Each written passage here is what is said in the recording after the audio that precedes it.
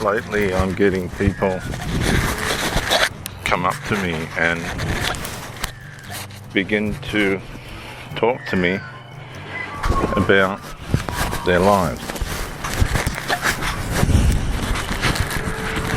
And most of these people are coming over because of their fascination about all the sports gear on my ute and how consistently I use it down at the local boat ramp in the local city there.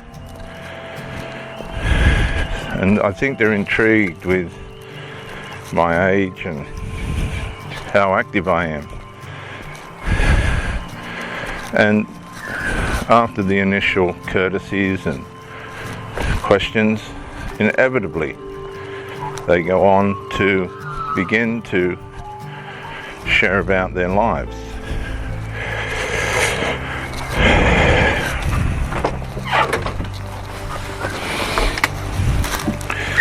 And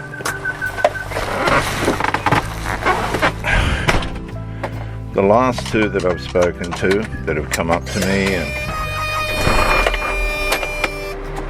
and questioned me about my life have talked about the loss of their relationships and the way in which life has worked against them by way of alcohol and drug abuse. Now, the thing that struck me yesterday with this man who's a businessman, and they seem to know everything about everything but never really get anywhere.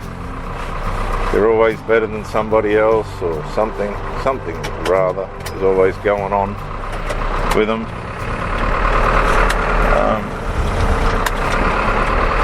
The man yesterday said that he will never, ever, ever give away his dope, his marijuana.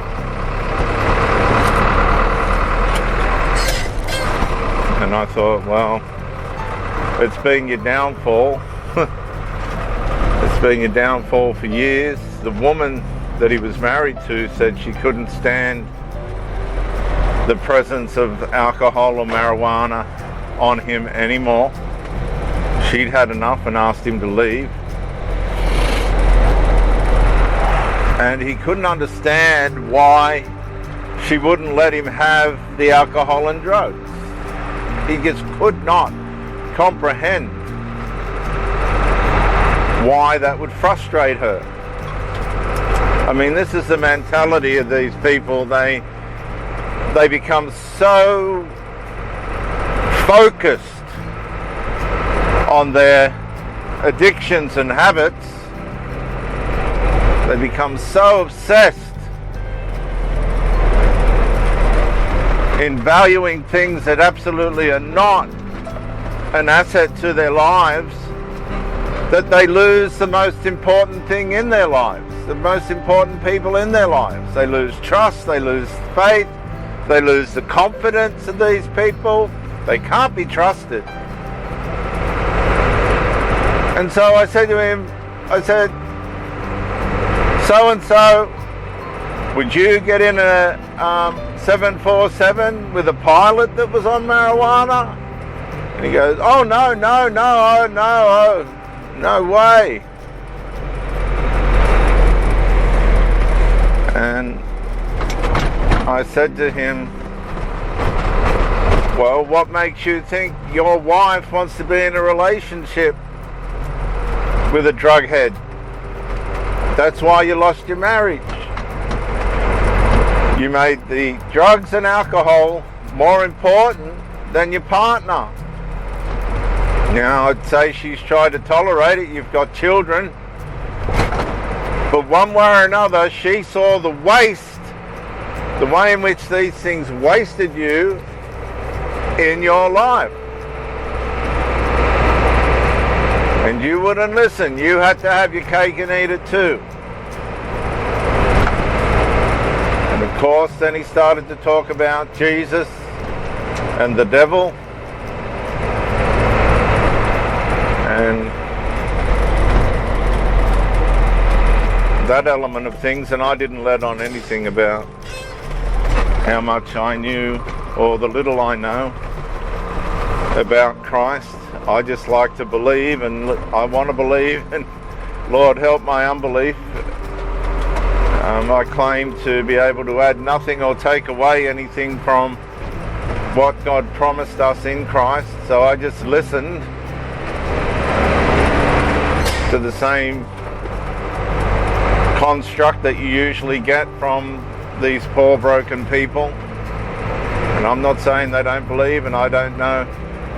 I think if they do believe they're saved just like anybody else. They're no different than anybody else. But the damage that drugs and alcohol do to the minds of people, what they do to people, excuse me viewers, sorry, is so consistently and predictably destructive.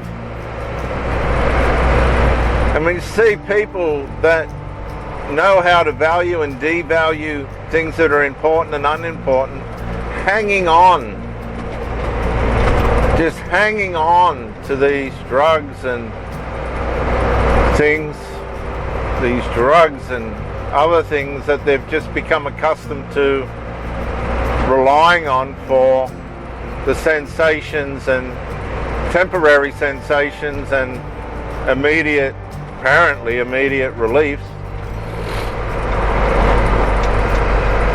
And you just watch their countenance change, their face twists, their mind twists. As they get older, they age quicker. You really get no sense out of them at all. They're just addicts and alcoholics. And I'm sure they care about the people closest to them, but that doesn't mean that any of them are getting it right. They're just passing from generation to generation on these horrible habits and addictions and malign ways of thinking. All the depressions, anxieties, the sexual issues and addictions that come with all this stuff, the wrong thinking, the delusional thinking, the hypersensitive reactions, and the excessive periods of sleep that are only to sleep off the downside of the drugs. They've got no sleep pattern. And that was another thing. This man said that he couldn't sleep. I have to have the dope because I can't sleep. But what he doesn't realize is a lot of the time it's the dope that's causing the person not to sleep, because it's throwing out their time clock. They continually disrupt the time clock that works inside them.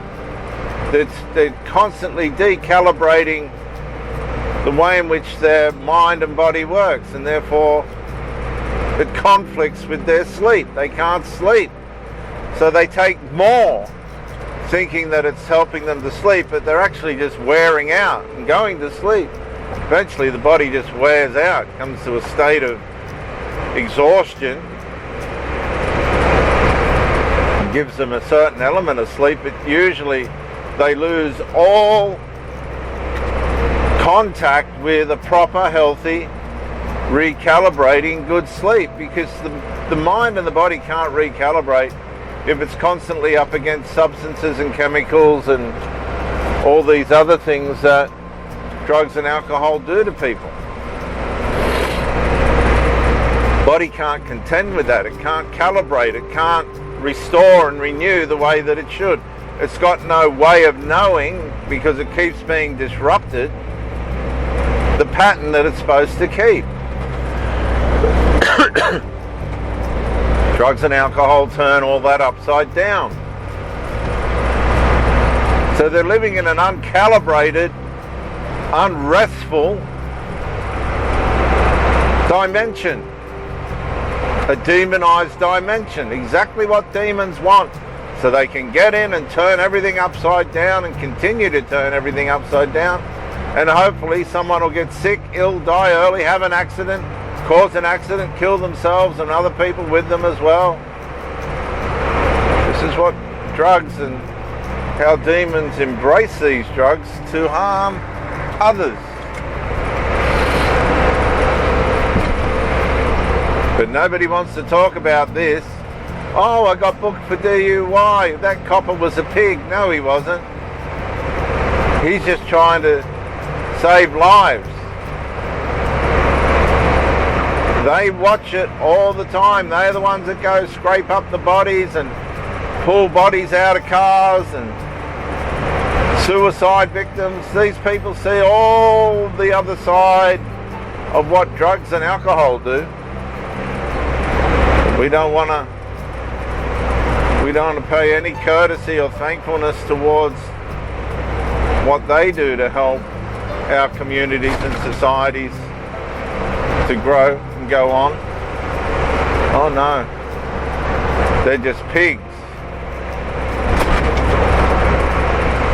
And that's the general narrative and way in which these people's lives go. They give themselves over.